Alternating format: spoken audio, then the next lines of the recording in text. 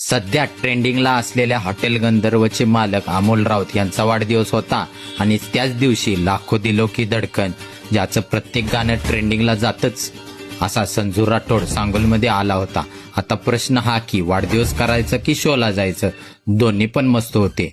तर राम राम मंडळी. तरीच म्हणलं सारखं काही विचारतंय, भानगड आहे ना, आज काय आपण आज विषयच करायचं नाही, संध्याकाळी बघू काय प्लॅन. स्टेटस वगैरे सगळं बघतंय आणि सांगितलं नाही आम्हाला माहित आहे वाढदिवस म्हणून.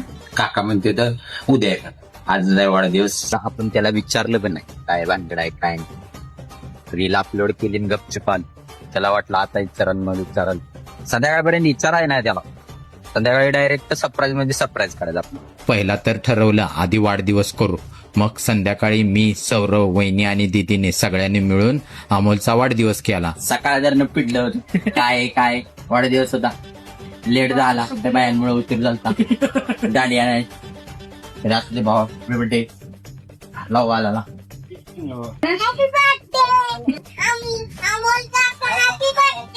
जाताना टिपऱ्या घेतल्या आणि पोचलो न्यू इंग्लिश स्कूल ग्राउंडला. पण तिथे सरप्राईजच, फक्त महिलांना एंट्री, म्हणजे आम्हा बाहेरच्या पुरुषांना नो एंट्री.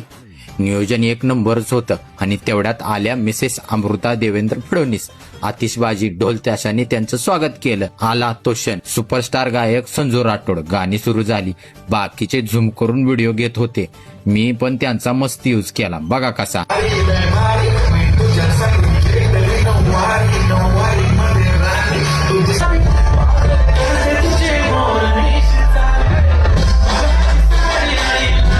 शेवटी संजू जाताना सेल्फी व्हिडिओ मिळेल म्हणून थांबलो, पण काय मंडळी, महिलांनी संधीच दिली नाही. काय करणार, फक्त एकच व्हिडिओ मिळाला.